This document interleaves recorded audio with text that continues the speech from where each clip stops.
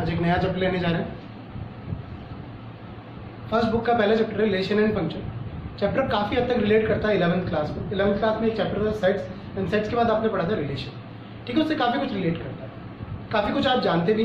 थोड़ा बहुत नहीं होगा तो आप कमेंट सेक्शन में मेरे को बता सकते हैं, या पर्सनल में अपना नंबर दे दूंगा, उस पर आप मेरे से अपने डाउट्स भी क्लियर कर सकते हैं, पूछ भी सकते हैं। आगे बढ़ाते हैं। सबसे पहले हमने वहाँ पे क्या देखा था, सेट्स वगैरह देखे थे। सेट्स एक्चुअली में क्या चीज़ है? It is a collection of well defined objects. Well defined object की बात करूँ तो जो चीज़ फिक्स है, जो चीज़ फिक्स है। एक छोटे से एग्जाम्पल से सेट्स का मतलब समझाता हूँ मैं। जैसे क्लास के 3 बच्चों को मैंने एक टास्क दिया है, बहुत छोटा सा था। टास्क ये था, मैंने जो पहला बच्चा था उसको मैंने बोला कि अपने पसंद के 5 क्रिकेट प्लेयर्स के नाम लिख के लाएं। सेकंड वाले को भी यही बोला, थर्ड वाले को भी यही बोला। उन लोगों ने मुझे नाम लिख के दिए। जब मैं देख रहा हूँ तो जो फर्स्ट बच्चे ने जो नाम लिखे, जो सेकंड बच्चे ने जो 5 नाम लिखे, वो सब वेरी कर रहे हैं, वो अलग अलग है। तो ये जो नाम थे ये सब वेरी कर रहे हैं, ये अलग अलग है, तो ये सेट्स नहीं कहलाएगा, ये सेट्स नहीं कहलाएगा, क्योंकि sets is the collection of well defined object. Sets is the collection of well defined object. जैसे मैं बात बोलूं कि इंडियन क्रिकेट टीम जो नेक्स्ट वर्ल्ड कप में जाने वाली, उसके जो प्लेयर्स हैं उनकी तो लिस्ट तैयार हो चुकी होगी, तो उसके प्लेयर्स की लिस्ट तीनों बच्चों को लाने के लिए मैंने बोली। तो इस बच्चे के पास जो लिस्ट होगी, सेकंड वाले बच्चे के पास जो लिस्ट होगी, और थर्ड वाले बच्चे के पास जो लिस्ट होगी, वो तीनों लिस्ट क्या होंगी? सेम होंगी। तो इस चीज़ को हम क्या बोलेंगे बेटा? सेट्स बोलेंगे, क्योंकि ये वेल डिफाइंड है। इन्होंने जो नाम लिखे हैं, इस स्टूडेंट ने जो नाम लिखे हैं, इस वाले ने जो नाम लिखे हैं, और इस स्टूडेंट ने जो नाम लिखे हैं, सारे नाम सेम है। ठीक है, it is the collection of well defined object. ठीक है, आगे बढ़ते हैं। रिलेशन में आप लोगों ने क्या पढ़ा था? एक सेट ले लिया, उस सेट के कुछ एलिमेंट्स थे, उस एलिमेंट्स का रिलेशन आपने किसके साथ बताया? एक दूसरा सेट होगा भी उसके एलिमेंट्स के साथ। जैसे एक छोटे से एग्जांपल से रिकॉल कर देता हूं आपको, रिलेशन क्या था। सेट ए था, इसमें मैंने नंबर ले लिए 0 1 2 3 4। ठीक है, और इतने नहीं लेता, मैं एक काम करता हूँ, ये 2 नंबर ले लेता हूँ, या ये 3 ले लेता हूँ, और ये मैंने सेट बी ले लिया, यहाँ हमने नंबर ले लिया 1 2 3 4 5 6 7 8 9। रिलेशन ए से बी में क्या डिफाइन कराया? X square. एक्स स्क्वायर बोले तो सेट ए के एलिमेंट्स का स्क्वायर आपको कहाँ देखना है? सेट बी के एलिमेंट्स में देखना है। ठीक है, 1 का स्क्वायर करूँगा तो बच्चों क्या आएगा? 1 ही आएगा। 2 का स्क्वायर क्या आएगा? 4 आएगा, और 3 का स्क्वायर क्या आएगा? 9 आएगा। तो सेट ए के एलिमेंट्स का रिलेशन सेट बी के साथ दिखाया, और रिलेशन क्या कह रहा था? सेट ए के एलिमेंट्स का स्क्वायर आपको कहाँ मिलेगा? सेट बी के एलिमेंट में। तो इसी चीज को हम किस नाम से जानते हैं? रिलेशन के नाम से जानते हैं। ठीक है, ऐसे कई सारे एग्जाम्पल थे, समझाने के लिए था। अब अपन चालू कर रहे हैं बेटा 12th से रिलेटेड कुछ। थोड़ा सा फास्ट चला, लेकिन मुझे जहाँ तक लगता है कि बहुत छोटी सी चीज़ थी, और सेट और ये सब आप लोगों ने पढ़ रखा है, थियोरेटिकल चैप्टर था, ज़्यादा कुछ समझाने का नहीं था। ठीक है, चैप्टर को आगे बढ़ाते हैं।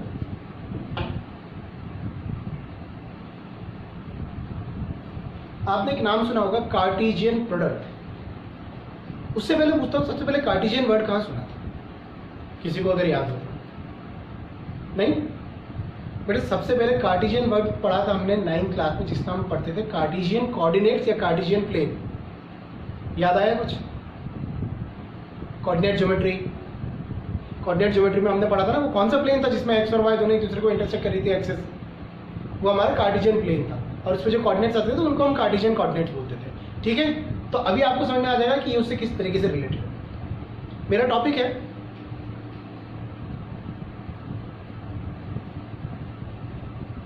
Cartesian product. इसमें क्या करने वाले बेटा? सेट ए के एलिमेंट्स का प्रोडक्ट करूंगा मैं सेट बी के एलिमेंट से। इसमें मेरे को कोई रिलेशन डिफाइन नहीं करा उन्होंने कि क्या करना है, मुझे तो सिर्फ सेट ए के जितने एलिमेंट्स हैं उनको सेट बी के एलिमेंट के साथ उनका प्रोडक्ट करना है। एग्जांपल से समझते हैं। ये कोई सेट ए है जिसमें एलिमेंट मैंने ले लिया बेटा 1 2, या तो x1 ले लेता हूँ, x2 ले लेता हूँ, और सेट बी में मैं एलिमेंट्स ले लेता हूँ y1 y2 और y3। करते हैं इनका कार्टेशियन प्रोडक्ट। कार्टेशियन प्रोडक्ट या क्रॉस प्रोडक्ट बोलते थे आप लोग, तो किससे दिखा देते अपन? एक क्रॉस से दिखा देते, क्योंकि जब इसका प्रोडक्ट करोगे तो प्रोडक्ट करने के बाद कुछ ऑर्डर्ड पेयर आएंगे, और उन ऑर्डर्ड पेयर को हम एक सेट के अंदर डालेंगे। तो ये जो है कार्टेशियन प्रोडक्ट का सेट बन जाएगा हमारा।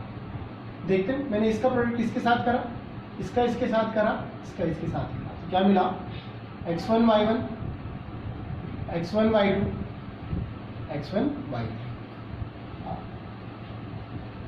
कॉमा जरूर लगा दें क्योंकि ये क्या है एलिमेंट्स हो गए, इस वाले सेट के लिए एलिमेंट्स हो गए, तो एलिमेंट्स को हमको क्या करना पड़ेगा, अलग अलग करना पड़ता है, ठीक है। इसी तरीके से x2 का मैं करूँगा y1 के साथ, इसका y2 के साथ, इसका y3 के साथ, तो मुझे और एलिमेंट्स मिल जाएंगे सेट के लिए। वो क्या होगा x2 y1 x2 y2 x3 sorry x2 y3। बेटा तो ये जो सेट है ना पूरा सेट ही है, कर्ली ब्रेसेस के अंदर अगर मैंने इसको बंद कर रखा है तो पूरा एक सेट है। तो ये ए और बी की क्रॉस प्रोडक्ट का सेट है। किसका सेट है, ए और बी की क्रॉस प्रोडक्ट का, ठीक है। ये चीज क्लियर है बेटा। ये जो ए और बी है इनको हम जनरली सेट्स के नाम से भी जानते हैं और फैमिलीज भी बोलते जाता है। और इसके अंदर की जो ये एलिमेंट्स हैं, ये जो है ना ये चीजें, इनको हम एलिमेंट्स भी बोलते हैं, मेंबर्स भी बोलते हैं, ठीक है। कोई दिक्कत है, क्रॉस प्रोडक्ट समझ में आ गया आप लोगों को, ठीक है बच्चों। नेक्स्ट टॉपिक है हमारा रिलेशन। पहले वही एग्जांपल दूंगा, एग्जांपल से समझाऊंगा, फिर थोड़ा सा मैथमेटिकल डेफिनेशन जो भी होगा उसको देख लेंगे। देखना जरा,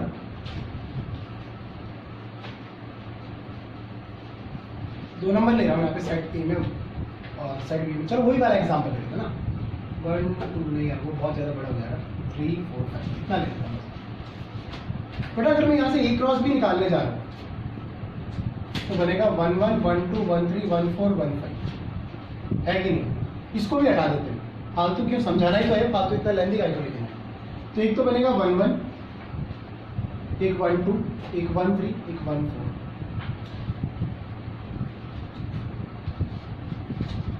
सिमिलरली 2 1 2 2 2 3 2 4।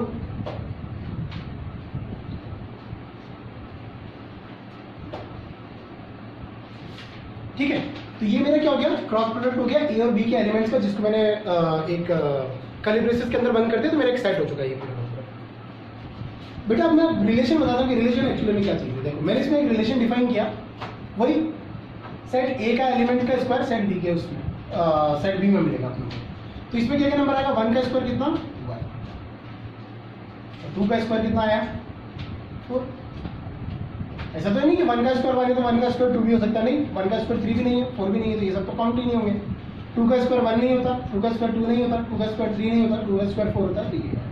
तो तुमने एक चीज नोटिस करी, जब हम कार्टेशियन प्रोडक्ट कर रहे थे तो उसमें तो हर एलिमेंट का प्रोडक्ट हो गया किसके साथ, सेट बी के एलिमेंट्स के साथ। लेकिन रिलेशन में सेट ए के जितने एलिमेंट्स हैं उनका बी के पर्टिकुलर एलिमेंट्स के साथ प्रोडक्ट होगा, ठीक है। या उनके साथ मिलकर ऑर्डर पेयर बनाएगा, और ये पर्टिकुलर एलिमेंट कैसे पता चलेगा कि क्या होगा, वो ये रिलेशन डिफाइन करेगा। ये रिलेशन डिफाइन करेगा कि किस एलिमेंट के साथ जाके उसका क्या होगा, प्रोडक्ट होगा, ठीक है। सही है ना ये चीज। तो यहां से बेटा क्या मैं बोल सकता हूं, जो रिलेशन होता है ये एक्चुअली में सबसेट होता है किसका, ए क्रॉस बी का। ये तो एलिमेंट आपको यहाँ नजर आ रहे हैं, बिल्कुल आ रहे हैं, तो क्या ये सबसेट कहलाएगा नहीं कहलाएगा, बिल्कुल कहलाएगा। फिर किसी ने बोली सर ये नीचे इक्वल टू का साइन क्यों लगाया, ये आपने नीचे इक्वल टू का साइन क्यों लगाया। बेटा ये इसका सबसेट भी हो सकता है और ये इसकी इक्वल भी हो सकता है। कैसे,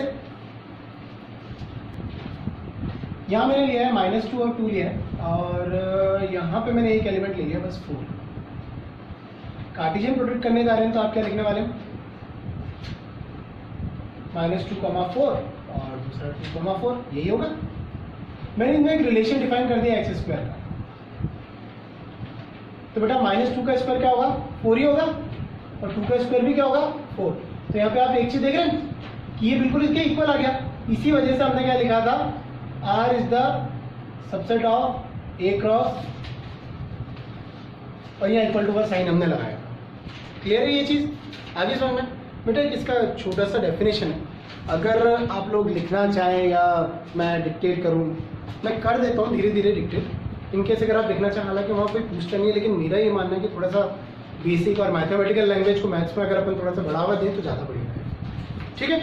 तो ये क्या है भाई, क्या बोलता है रिलेशन, क्या चीज़ है, it is a rule or set of formula via which elements of A are associated or paired with elements of B. यानी कहने का मतलब क्या है, आप रिपीट करके सुन सकते हैं, ठीक है। कहने का मतलब क्या है, एक रूल है जिस रूल की मदद से सेट ए के एलिमेंट सेट बी के एलिमेंट से क्या हुआ है, पेड हुए या फिर कनेक्ट हुए।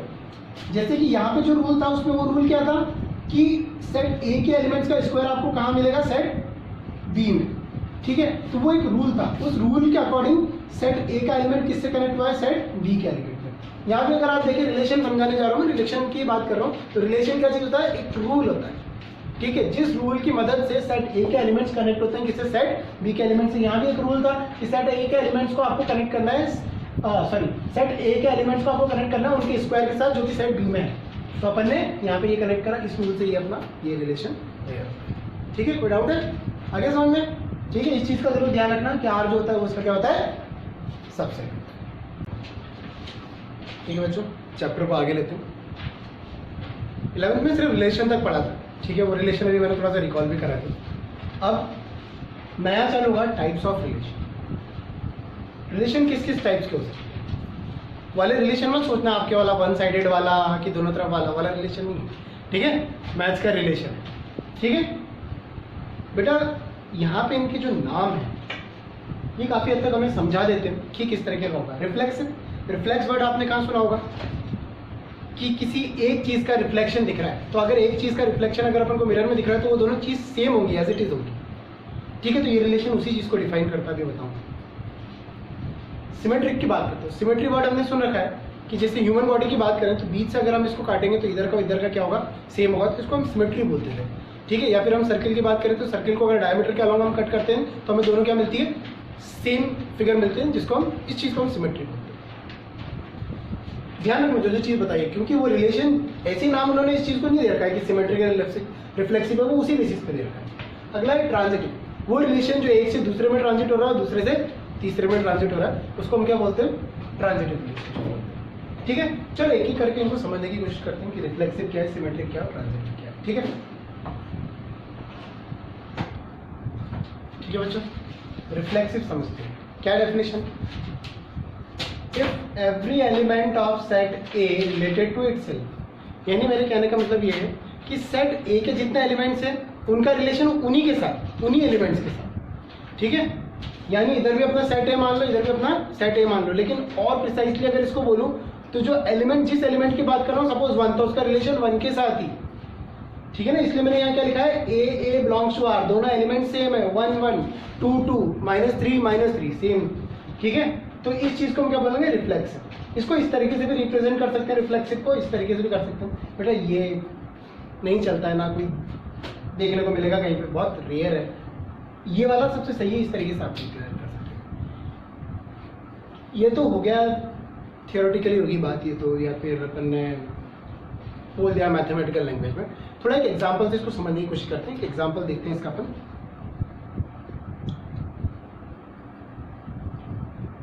मैं यहाँ पे लिखने जा रहा हूँ एक रिलेशन, R = AB। सर बेटा रोस्टर फॉर्म वगैरह याद है ना, बोले तो नहीं? ठीक है ना, set builder form, roster form. ठीक है, सेट बिल्डर फॉर्म में लिख रहा हूँ। मेरा रिलेशन ये है AB, और रिलेशन ये डिफाइन किया है A = B और AB बिलोंग्स टू R।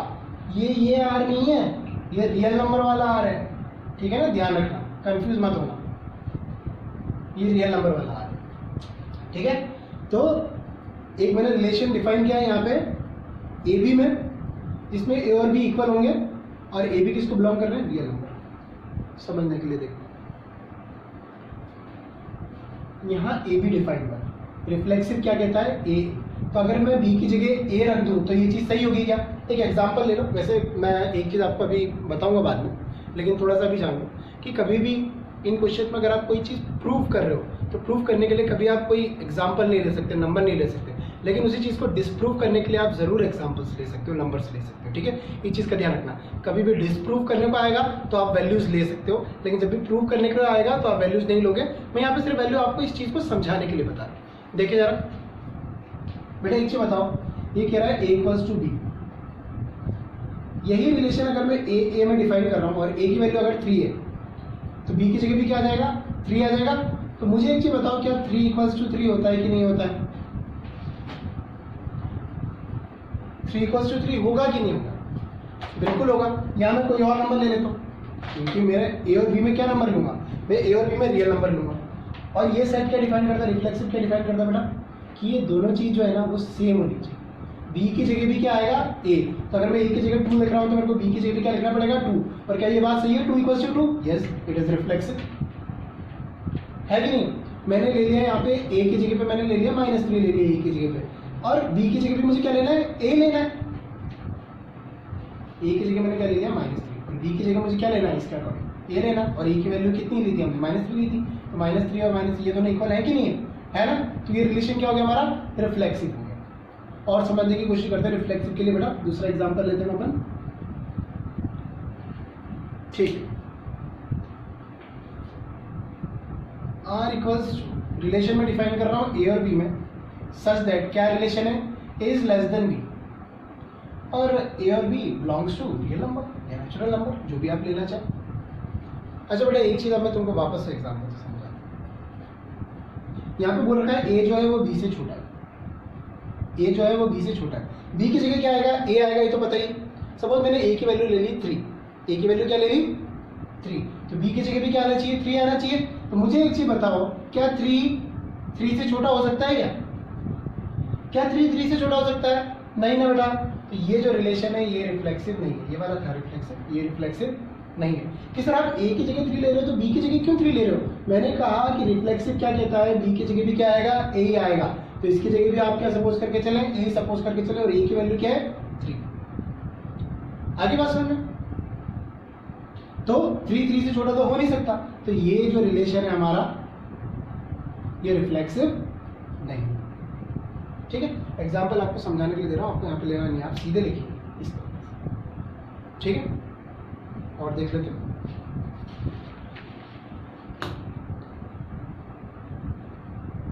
ठीक है, एक रिलेशन हो रहा है, अच्छा है। ए और बी में रिलेशन है, क्या रिलेशन था, ए इज फादर ऑफ बी, ए जो है वो बी के पापा है। मैंने अभी तुमको क्या समझाया था, बी की जगह क्या लेना है इस रिलेशन के अकॉर्डिंग, ए लेना है। अब इसके अकॉर्डिंग मुझे बताओ, ए इज फादर ऑफ ए, कोई खुद का ही पापा हो सकता है, कोई खुद का ही बाप हो सकता है? ये कैसे पॉसिबल नहीं है ना। इसका मतलब ये रिलेशन गलत है। कोई खुद का ही बाप कैसे हो सकता है बेटा? ठीक है, एक और रिलेशन से समझा दो। R equals to A B, relation defined by A is parallel to B, और ए बी क्या है, लाइन से, स्ट्रेट लाइन से। मैंने वापस बोला बी की जगह क्या होना चाहिए, ए होना चाहिए। बेटा कोई एक लाइन अपने पैरेलल हो सकती है, बिल्कुल हो सकती है, क्यों नहीं हो सकती? दो कोइंसिडेंट लाइंस हैं तो लाइन तो एक ही हुई ना, हाँ कि ना, दोनों आपस में पैरेलल भी। तो रिफ्लेक्सिव को समझने के लिए ये देखना होता है कि रिलेशन ए और ए से बी में चल रहा है, ठीक है, और बी की जगह क्या पुट करके देखना है, ए पुट करके देखना है, और उसके बाद देखना है कि ये जो रिलेशन दे रखा है ये सही है कि नहीं। तो हाँ बिल्कुल सही है, ए जो है लाइन, ए जो है वो लाइन ए की पैरेलल होगी। तो ये क्या है हमारा एक रिफ्लेक्सिव का एग्जांपल। ठीक है, आई होप रिफ्लेक्सिव आपको समझ में आ गया। ठीक है बच्चों, ठीक है बेटा। नेक्स्ट था हमारा सिमेट्रिक, नाम के अकॉर्डिंग बोला था, रिलेशन नाम के अकॉर्डिंग ही सिमेट्रिक नाम दिया। तो कहने का मतलब अगर कोई रिलेशन ऑलरेडी डिफाइन है ए से बी में, सेट कर रखा है कि A is the square of B, या फिर ऐसा कोई एक रिलेशन डिफाइन कर रखा है, रिलेशन डिफाइन है ए से बी में, अगर वही रिलेशन सेम रिलेशन बी से ए में भी डिफाइन हो जाए तो ऐसा रिलेशन क्या कहलाता है, सिमेट्रिक कहलाता है। क्या कहलाता है, सिमेट्रिक। ठीक है, एग्जांपल से समझाते हैं। डिफाइन हुआ ए जो है, ए जो है वो बी का फ्रेंड है, ए जो है वो बी का फ्रेंड है, तो क्या बी ए का फ्रेंड हुआ कि नहीं हुआ? ऑब्वियस सी बात है हुआ। तो रिलेशन ए से बी में डिफाइन हुआ था और सेम रिलेशन बी से ए में डिफाइन हो रहा है, तो ऐसा रिलेशन क्या कहलाएगा बेटा, सिमेट्रिक रिलेशन कहलाएगा। हाँ कि नहीं? सही है, चलो देखते हो। मैं एक रिलेशन डिफाइन कर रहा हूं ए बी में, such that A is friend of, ठीक है। अगर ए बी का फ्रेंड है तो बी को ए का दुश्मन थोड़ी होगा, वो भी तो ए का फ्रेंड ही होगा, हाँ कि ना। यानी ये रिलेशन ए से बी में डिफाइन हो रहा था, लेकिन सेम रिलेशन बी से ए में डिफाइन हो रहा है। ए फ्रेंड है बी का, तो सेम रिलेशन यहाँ देखने को मिल रहा है, बी फ्रेंड है ए का।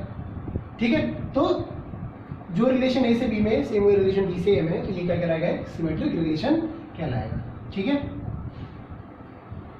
बच्चे बोल रहे सर लिखना कैसे, लिखने को आगे तो कैसे लिखेंगे, कोई दिक्कत नहीं। सिंस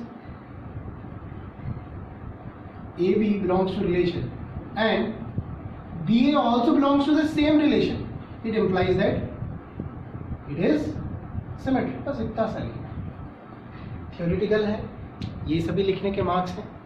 समझाना आसान है, लिखना मुश्किल है, लेकिन उतना मुश्किल है जैसा आप सोच रहे। अगर आप एक बार देख लोगे, सीख लोगे ना कि हाँ यार इस तरीके से लिखना है, तो ऐसे लिख दो, खत्म। बस यही चीज़ तो यहाँ लिखी, वही चीज़ यहाँ लिख दी, हो गया बात। ठीक है, चलो और देखते हैं।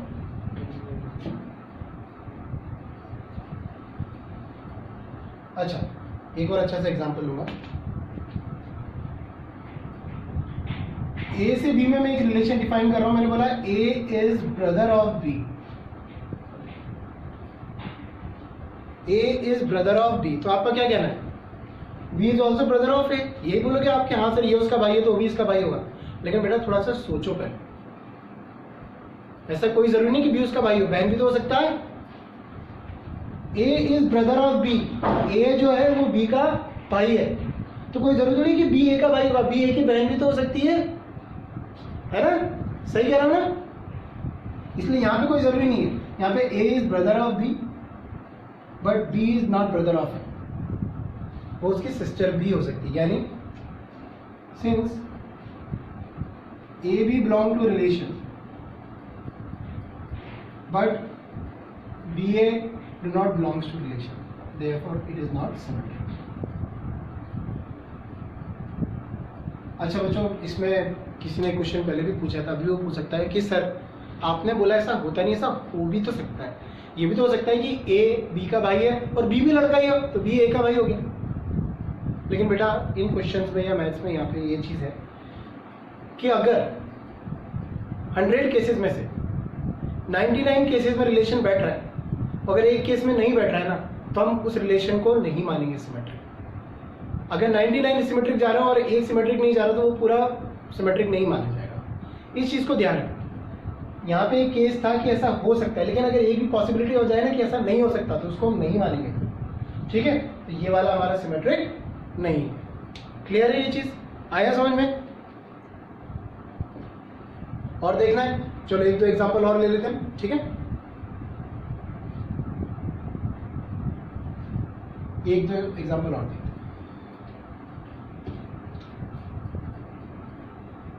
ए बी, सर रिलेशन क्या बेटा, A is less than B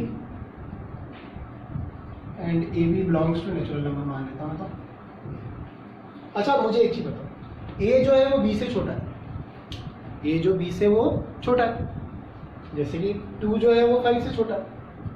तो इसका उल्टा हो सकता है कि 5 2 से छोटा है? नहीं ना, ये पॉसिबल नहीं है, ये पॉसिबल है ही नहीं। इसका मतलब ये सिमेट्रिक रिलेशन नहीं है। तो लिखेंगे कैसे, हियर ए बी तो रिलेशन को बिलोंग कर रहा है, बट बी ए जो है वो रिलेशन को बिलोंग नहीं कर रहा है, इसलिए एक सिमेट्रिक रिलेशन नहीं। क्लियर है? एक एग्जांपल और ले लेते हैं अपन यहाँ पर। A B such that A equals to B and A B belongs to, वही नेचुरल नंबर ले लेता हूँ वापस से। हाँ ये ठीक है, ए जो है वो बी के बराबर है, तो इसका मतलब बी जो है वो ए के बराबर है। क्लियर है कि नहीं है? ए जो है वो बी के बराबर है, तो बी जो है वो ए के बराबर है। यानी अगर मैं मान लूँ कि ए की जगह पे 2 है, तो ऑब्वियसली बात है बी की जगह भी 2 है, तभी दोनों बराबर है। तो 2 2 के बराबर, तो उधर वाला 2 भी इस वाले 2 के बराबर है। तो ये सिमेट्रिक हुआ कि नहीं हुआ? 1। अगर लिखना चाहते हैं तो ऐसे लिख लेंगे, since A B belongs to relation and B A also belongs to relation, therefore it is symmetric. Right? ठीक है बेटा। नेक्स्ट मैंने बताया था आपको ट्रांजिटिव रिलेशन। क्या है ट्रांजिटिव रिलेशन, जरा देखें। बोला गया अगर कोई रिलेशन ए से बी में डिफाइन है एंड सेम रिलेशन बी से सी में भी डिफाइन है, ये दोनों गिवन चीजें, दोनों गिवन, ये दोनों गिवन। कोई रिलेशन ए से बी में डिफाइन हुआ है, सेम रिलेशन अगर बी से सी में भी डिफाइन हो, मतलब सेम रिलेशन बी से सी में भी डिफाइन है। और अगर वही रिलेशन ए से सी में डिफाइन अगर हो जाता है, ये हमें चेक करना होता है ये वाला, अगर वो रिलेशन ए से सी में भी डिफाइन है तो फिर जाके वो क्या कहलाएगा, ट्रांजिटिव। यानी ए जो है, या मैं बोलूं ए और बी में एक रिलेशन है और सेम रिलेशन बी और सी में, और वही रिलेशन ए और सी में भी अगर निकल जाए ना तो ये क्या हो जाएगा, ट्रांजिटिव हो जाएगा। ठीक है, तो ये होता है ट्रांजिटिव रिलेशन। ठीक है, ये दोनों चीज तो गिवन है कि ए से बी में जो रिलेशन है वही बी से सी में, आपको चेक करना है कि अगर ए से सी में भी वही रिलेशन निकल जाए तो वो ट्रांजिटिव हो जाएगा। एग्जाम्पल समझते हैं। बेटा ये फर्स्ट फ्रेंड है, ये सेकंड फ्रेंड है और ये थर्ड फ्रेंड है, ये इसका दोस्त है और F2 इसका दोस्त है। तो क्या जरूरी है दोनों भी आपस में दोस्त होंगे?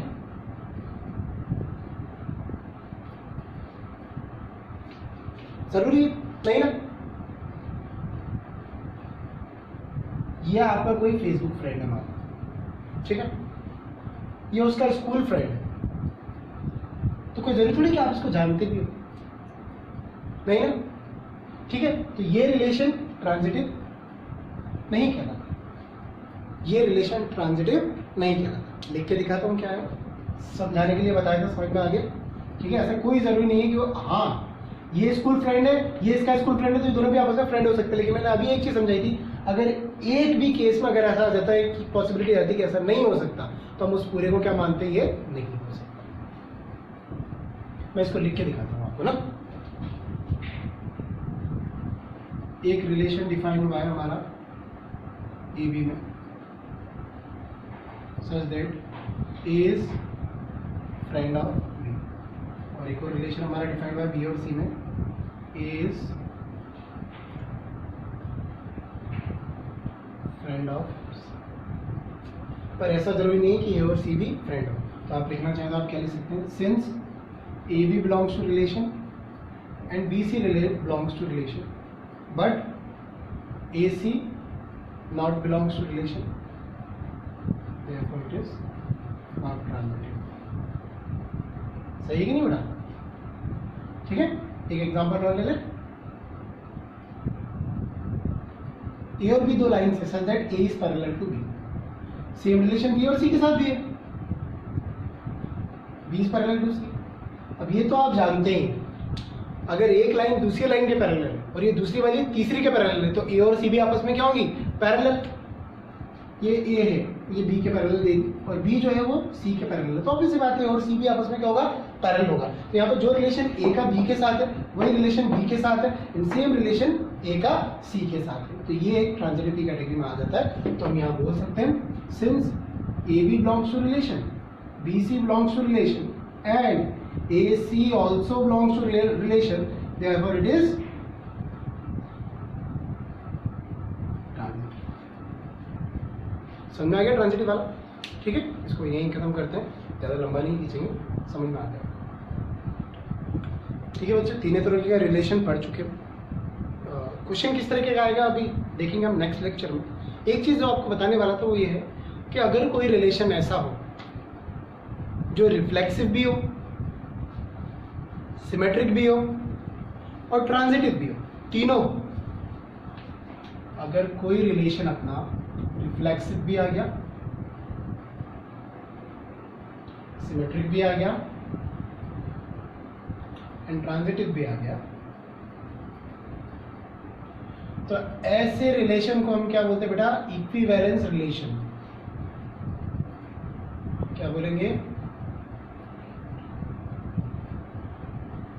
Equivalence relation.